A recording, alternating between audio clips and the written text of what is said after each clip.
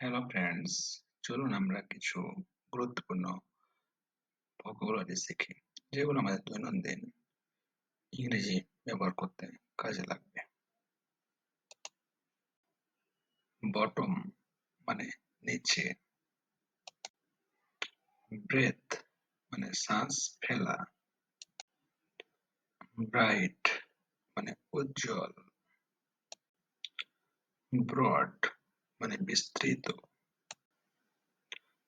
Carry মানে বহন,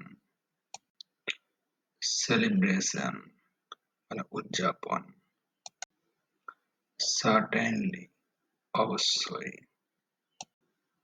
cheese পনির, climate জলবায়ু, ক্লাইম মানে আরোহণ করা। Subscribe and follow to get more new videos. That's all for today. Thanks to all.